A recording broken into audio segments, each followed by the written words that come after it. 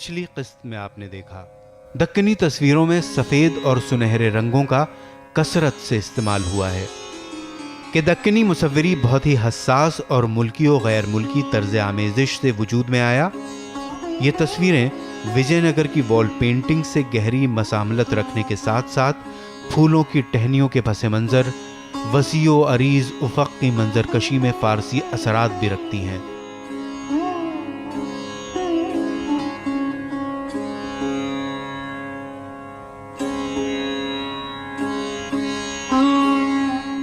फ़न तामीर मुग़लों की सरपरस्ती में शुमाली हिंद में बामे उरूज पर पहुंचा।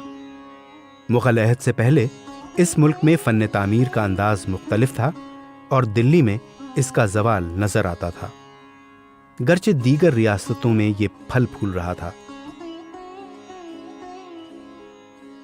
जब मुग़लों ने शुमाली हिंदुस्तान की कमान अपने हाथों में ली तो इनमें जदीद ख़यालात को इस्तेमाल में लाए, जो हर तरह की इल्मी सरगर्मियों का इम्तिजाज था और ख़ुसूसी तौर पर फ़न तामीर और फ़न मुसव्विरी को सींचा।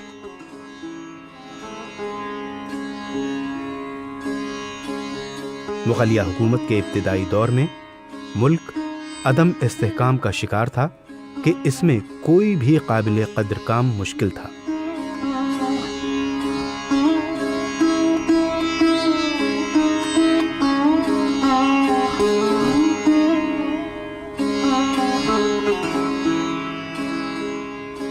लेकिन धीरे धीरे इस सल्तनत ने फ़न तामीर को जिला बख्शा और वक्त के साथ साथ ये मुल्क के सबसे अहम तामीराती मरकज़ की शक्ल में उभरा।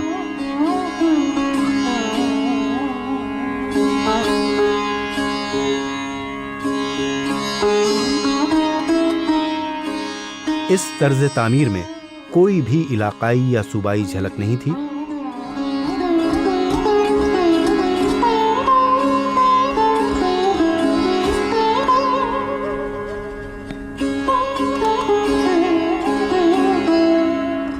ये एक शाही तहरीक थी जो मकामी असरात से बालातर थी, जिससे तामीरी खुसूसियत और साख्तियाती उसूलों में यकसानियत नमूदार होती थी और जिससे ये सल्तनत पहले कभी मुतारिफ नहीं थी।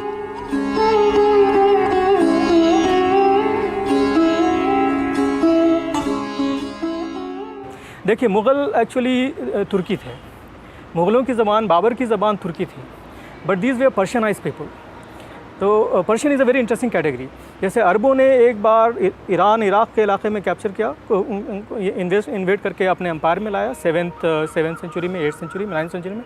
लेकिन पर्शियन बाद में हावी हो गए और उनकी ज़बान जो है मुसलमानों की ज़बान, जो इस्लामिकेट सोसाइटी कहलाती है, या इस्लामिक सोसाइटी और मुस्लिम सोसाइटी ख़ासतौर से, क्योंकि इस्लाम कहने पे वो एक पॉलिटिकल कनोटेशन उसका आता है, लेकिन मुस्लिम करने पे एक कल्चरल सिविलाइजेशनल एक फ्रेमवर्क मिलता है। सो मुस्लिम सोसाइटी में जनरली, अगर हम मज़हब की बात नहीं कर रहे हैं, तो पर्शियन का बहुत ज़बरदस्त देखने को इन्फ्लुएंस मिलता है। और यही नतीजा है इसका कि बाबर और दूसरे जो मुग़ल जिनको हम हिंदुस्तान में कहते हैं, वो बेसिकली ख़ुद को तैमूरी कहते थे, या वो चगताई जो चंगेज़ ख़ान के बेटे से के मुनासबत से वो ख़ुद को चगताई कहते थे। उनकी ज़बान तुर्की थी। बाबर ने भी अपनी तुज़्क बाबरी या बाबरनामा जिसको कहते हैं वो तुर्की में लिखी। लेकिन जब वो हिंदुस्तान आते हैं तो न सिर्फ ये कि उनकी जो इंटेलेक्चुअल ज़बान है वो तो फ़ारसी है, लेकिन हिंदुस्तान में वो अपनी जो लोकल ज़बान है इस इलाके की, उसको अडॉप्ट करते हैं। तो मुग़ल हरम में या मुग़लों के अक़ीले में जो ज़बान बोली जाएगी वो आज की हिंदुस्तानी कहलाएगी। और जहाँ तक लिखने पढ़ने का ताल्लुक़ है, उन्होंने बाबर के बाद तो तुर्की छोड़ ही दिया था लोगों ने। हुमायूं, मुझे नहीं पता है कि हुमायूं ने कुछ तुर्की में कंपोज़ किया होगा, शायद एकाक नज़्म या पोएम या कुछ दीवान भी नहीं है, कुछ कंपोजिशन क्या हो तो। लेकिन जो ज़बान है, इंटेलेक्चुअल ज़बान है या एडमिनिस्ट्रेटिव ज़बान है मुग़लों की, वो फ़ारसी है। और घर की जो ज़बान है और कल्चरल ज़बान है वो हिंदुस्तानी है। अकबर के दौरे हुकूमत तक मुग़ल फ़न तामीर ने कोई जामे शक्ल इख्तियार नहीं की थी, जबकि इस तहरीक की नुशू व नुमा के उसूल बाबर और हुमायूं के ज़रिए ही मुरत्तिब कर दिए गए थे। बाबर यहाँ की गैर मुरत्तिबवार मंसूबाबंदी से बेजार था और यहाँ की महमिल दस्तकारी उसे नहीं भाई थी, लिहाजा सकाफती फरोग पजीरी के लिए वो फारस गया।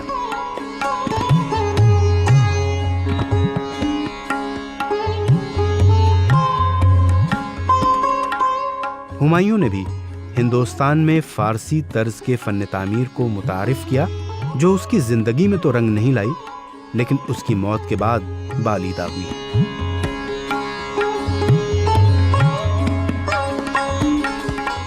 इसकी मिसाल उसके मकबरे में पाई जाती है, जो मुगल दौरे हुकूमत की सबसे पुरानी इमारत है। हुमायूं का मकबरा अपनी रूह और बनावट के एतबार से हिंदुस्तानी तामीरी रिवायत में दो अजीम फारसी और हिंदुस्तानी रवायत का संगम है।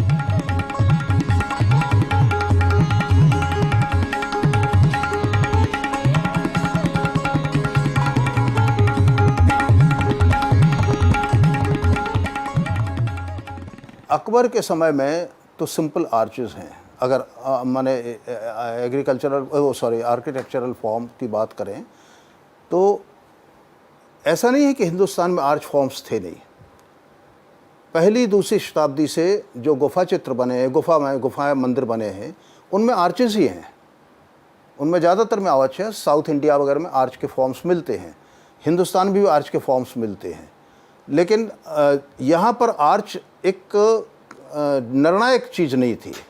और इस सब के पीछे शायद परिस्थिति ज़्यादा महत्वपूर्ण थी। वही मैं फिर दोबारा कह रहा हूँ, वही कि ज्योग्राफी, भूगोल कई बार बहुत इम्पॉर्टेंट होता है। हमारे जैसे हमने जो टेम्पल्स बनाए वो ज़्यादातर ग्रेडेड शिखर हैं, सभी शिखर ग्रेडेड हैं। ऊपर तक जाना है तो एक पहले 4 शिखर बने, फिर 2 बने, फिर 3 बने, फिर 1 बना, ऐसा इस तरह के शिखर से हैं ज़्यादातर। वहाँ पर डोम का पैटर्न निकाला, उन्होंने पूरा का पूरा डोम बनाया। उन्होंने इस तरह के नहीं किया कि ग्रेड किया हो। उनके यहाँ मीनार चली, उन्होंने मीनार बनाई। यहाँ तक कि ये कहते कि मोहम्मद शाह ने जब अजान दी है तो मीनार पर चढ़ कर के दी। उनके घर में कहीं मीनार थी, उससे दी। और ये प्रेस्क्राइब किया गया कि मस्जिद बने तो उसके साथ मीनार बनना चाहिए, जहाँ से अजान दी सह सके और लोगों को नमाज वगैरह के लिए बुलाया जा सके। अब इसके पीछे अगर देखें तो जो हमारे पास साधन है उनका प्रभाव है, जो हमारी ज्योग्राफी है उसका प्रभाव है। ये पूरा का पूरा अरब नेशंस की संस्कृति थी, जहाँ पर चारों तरफ धूल धक्कड़ पहाड़ हैं, सब चीज़ें हैं। वहाँ पर उस धूल से मीनार जो जितनी मदद कर सकती थी उतना हमारे जो फ्लैट रूट टेम्पल्स थे वो मदद नहीं कर सकते थे। हमारे यहाँ फ्लैट रूट टेम्पल्स बनते थे गुप्ता पीरियड तक, मीनार से उसके बाद शुरू हुई। तो उस वक्त छत पर धूल ही धूल हो जाएगी, किसी दिन पता ही नहीं लगेगा कि हम कहाँ रह गए, रेगिस्तान में दब जाएगी। तो वहाँ पर उन्होंने मीनार की पद्धति कि चाहे कुछ हो एक मीनार तो ऊपर निकली रहेगी।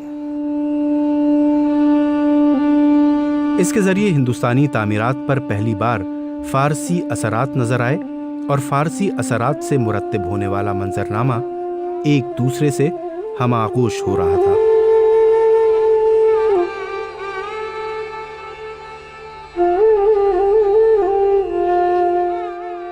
अकबर के दौरे हुकूमत में जिस वक्त दिल्ली में हुमायूं का मकबरा बना, उसने अपनी राजधानी में इसकी तामीर के लिए फारस के तर्ज को पसंद किया और उसे ही हुमायूं के मकबरे में इस्तेमाल किया।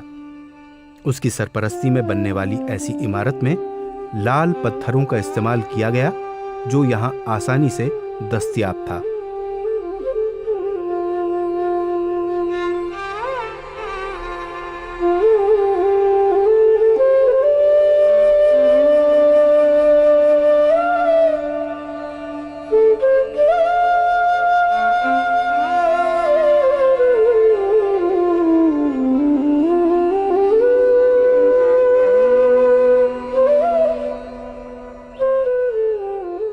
लेकिन सफेद संगमरमर का इस्तेमाल वहीं किया गया जहां उसे नुमायां करने की जरूरत थी।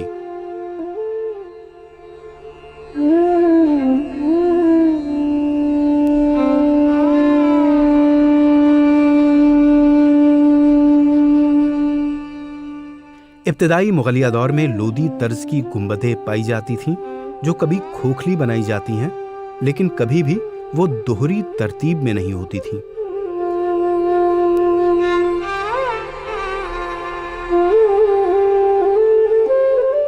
सजावट के लिए कुंदकारी और जड़ाव का काम यकसा तरीके का था और पेंटिंग का डिजाइन अंदरूनी दीवार और छतों में हुआ करता था।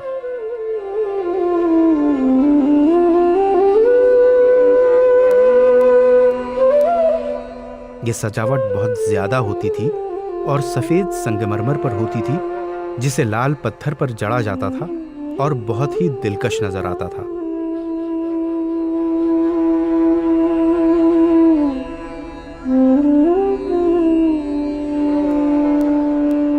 इनके हाशियों पर चिड़ियों की तस्वीर बनाई जाती थी, लेकिन कुरानी आयात कुंदा की जाती थी और ये बादशाह के पूरे दौरे हुकूमत में पाया गया।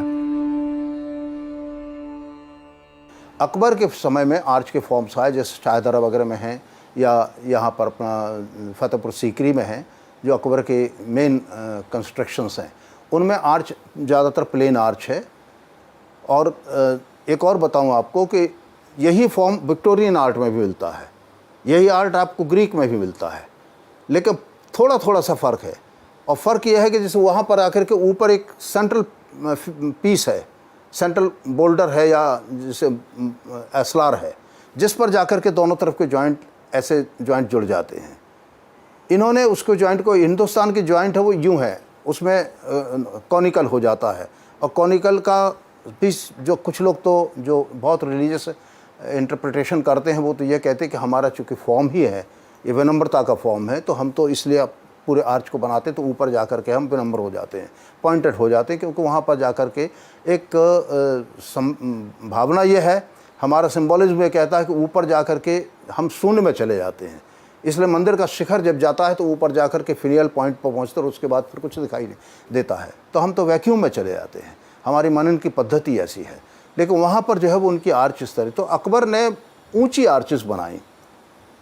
जो सबसे बड़ा जैसे फतेहपुर सीकरी का बुलंद दरवाज़ा ही है, अब वो आर्च्ड है और ऐसा माना जाता है कि दुनिया में उससे ऊंचा कोई दरवाज़ा नहीं है, वो सबसे बड़ा दरवाज़ा है।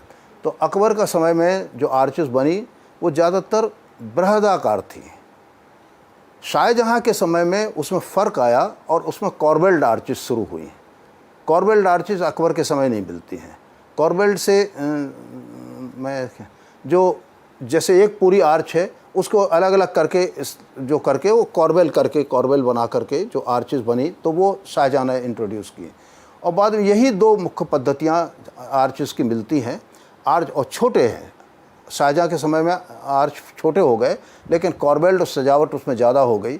और उसके बाद के पीरियड में कॉर्बेल भी हुआ है और उसके ऊपर का जो स्पेस होता था वो स्पेस भी सजावट कर दी गई, उसको भी एक तरह कहने चाहिए डम कॉर्बेल्स उसके भीतर भी है। तामीराती कामों का सिलसिला अकबर के दौरे हुकूमत के बेशतर हिस्सों और फिर उसके बेटे और जानशी जहांगीर के दौरे हुकूमत में भी चलता रहा।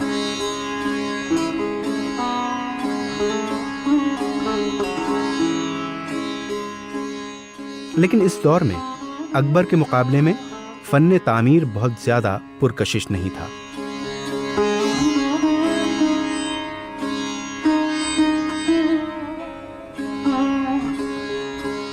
इस बादशाह का जमालियाती ज़ौक़ दूसरी सिमत में था, यानी मिनिएचर पेंटिंग में इनका रुझान बहुत ज़्यादा था। और जहां एक तरफ तामीराती काम ज़ोरों पर था, वहीं सिर्फ तामीराती यादगार खड़ा करना ही मकसद नहीं था, बल्कि खूबसूरत बाग और उसी तरह की दूसरी आराइशी चीज़ें भी बन रही थीं।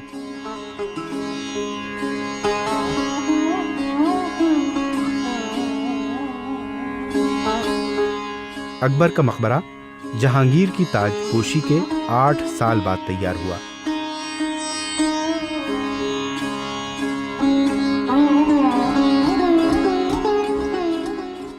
अकबर का मकबरा एक तामीरी जवाल है, क्योंकि रिवायती गुंबदनुमा बनावट फिर आ गई थी।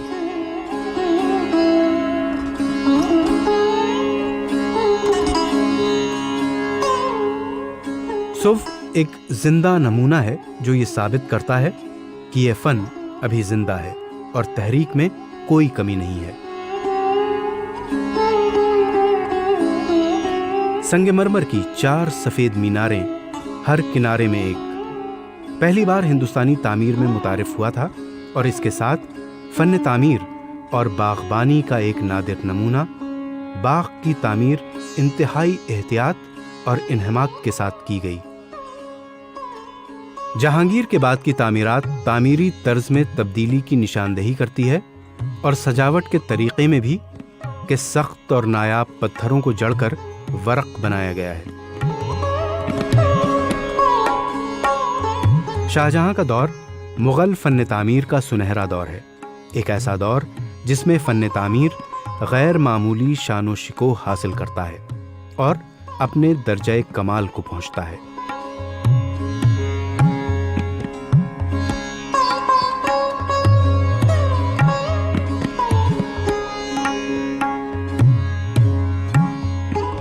ये संगमरमर का दौर था जिसने पत्थरों की जगह ली थी और इससे तामीरात में नए हुस्न का इजाफा हुआ।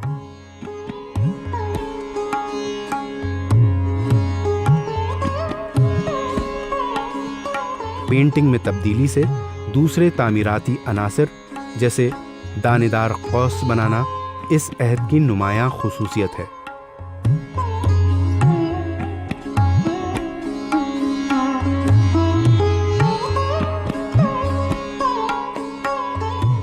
मखरूती सुतून, चक्करदार बालाई हिस्सा, बर्गदार निचला हिस्सा, आराइशी अनासर, खतूत की रवानी, ये सब चीज़ें पहले आम नहीं थीं, जिसे इस हुक्मरान ने बड़ी शान से बनाया था।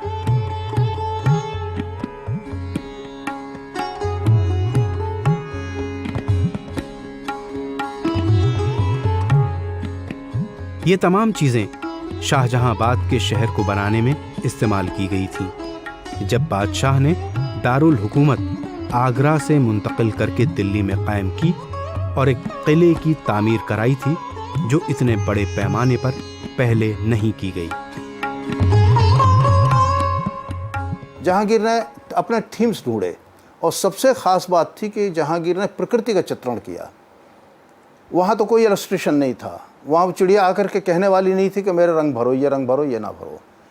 लेकिन वहाँ दो लोग थे देखने वाले, और वो एक तो था जहांगीर को ये देखता था, उसे चिड़िया भी देखी थी और उस चित्र भी देख रहा था, और दूसरा आर्टिस्ट था जिसने चिड़िया देखी थी, उसे ट्रू टू द इमेज होना था। वो कितना इमेज के करीब जा सकता है ये उसकी योग्यता के ऊपर था। तो जहांगीर के समय में ये रियलिस्टिक अप्रोच शुरू हुई। एक और बड़ा काम जो हुआ व्यक्ति चित्रों का। अकबर के समय व्यक्ति चित्र की कोई परंपरा नहीं थी और महिलाओं के चित्र तो किसी हालत में बन ही नहीं सकते थे। यहाँ तक अकबर पूरी तरह से मुसलमान था, पूरी तरह मुसलमान था। कहीं पर उसने ये चित्र नहीं किया कि एक महिला का चित्र बन जाए या बहन का भी चित्र बन जाए या पत्नी का चित्र बन जाए, ये कुछ नहीं, माँ का, किसी का नहीं। अकबर इस मामले में रिजिड था। लेकिन जहांगीर ने इस परंपरा को तोड़ा और यहाँ तक कि अपनी खुद की पत्नी नूरजहाँ के चित्र बने, नूरजहाँ का पूरा एल्बम बनवाया। अब वो जो पर्दे में रहने वाली महिला थी, जिस पर पुरुष की निगाह पहुंचना एक इस्लाम में गलत माना जाता था, पाप माना गुनाह माना जाता था, उस परंपरा के आदमी ने यहाँ आकर के अपनी पत्नी का चित्र बनाया। और चित्र बनाने के लिए न केवल वो आर्टिस्ट के सामने बैठी, बल्कि वो चित्र सब जगह फैला, लोगों की निगाह में आया। तो महिला के स्वरूप को, उसके सौंदर्य को आम आदमी तक ले जाने का प्रयास कला के द्वारा जहांगीर ने किया। शाहजहां ने पेंटिंग को उतना पैटर्नेज नहीं दिया जितना उनके बेटे ने दिया। शाहजहां तो ज़्यादातर अपनी बिल्डिंग्स में उसका इंटरेस्ट आर्किटेक्चर में था, मगर शाहजहां बहुत अच्छा जेमोलॉजिस्ट था। जहांगीर ने अपने जहांगीरनामा में लिखा है कि मैं ये रूबी जो मेरी मदर ने मुझे दी है वो मैं शाहजहां को गिफ्ट कर रहा हूँ, सिर्फ इसलिए क्योंकि मैं जानता हूँ कि मेरा बेटा बहुत अच्छा जेमोलॉजिस्ट है। और आप देखो कि उसकी वो जेमोलॉजी की जो टेक्निक है वो आपको उसके सारे आर्किटेक्चर में दिखेगी, चाहे वो ताज का डेकोरेशन हो, चाहे वो रेड फोर्ट का हो, चाहे किसी का भी हो। ये नहीं कि औरंगज़ेब को आर्ट का नहीं था। अगर आप मोती मस्जिद रेड फोर्ट में जाइए, मोती मस्जिद देखें तो मोती मस्जिद तो उसी ने बनवाई है, कि अपने आप में एक नायाब नमूना है आर्किटेक्चर का भी, आर्टिस्टिक क्रिएशन है मोती मस्जिद जो उसमें है। तो वो फिर धीरे धीरे जब औरंगज़ेब 1657 में आया, क्योंकि उसको म्यूज़िक और आर्ट से इतना लगाव नहीं था, वो सोचता था कि ये जो है इस्लामिक कल्चर में नहीं आता है। ये तमाम हैरतनाक तामीरात पसे पुष्ट चले जाते हैं, जब इसका मुकाबला ताजमहल की खूबसूरती से किया जाता है, जो मुगलिया दौरे हुकूमत के फन तामीर की मेराज है।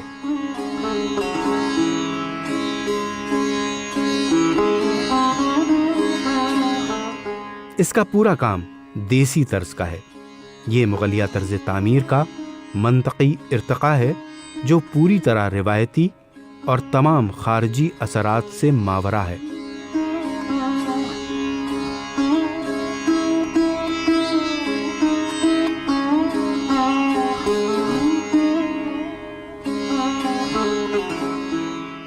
इसकी सबसे बड़ी खूबसूरती खारजी तामीरी असर डालना है।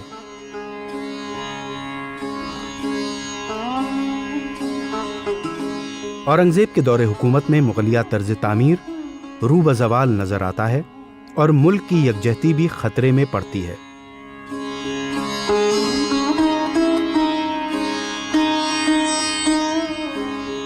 जो इमारतें औरंगजेब के ज़माने में तामीर हुई, उनसे न सिर्फ शाही जाहू हशमत पर आंच आती है, बल्कि उसकी कमजोरी की भी निशानदेही करती है।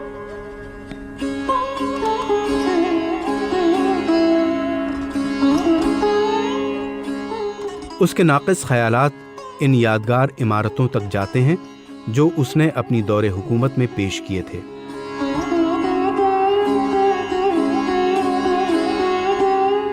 औरंगाबाद का शहर ज़वाल आशना मिसाल है, जिसे बादशाह ने जुनूब की दिल्ली कहा था।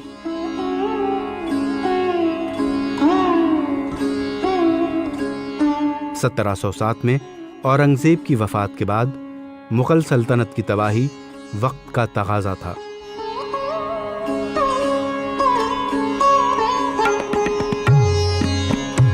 मुग़लिया तर्ज की नई इमारतें जो उसके बाद तैयार हुईं, इस ज़वाल पजीर हालात का बय्यन सबूत हैं।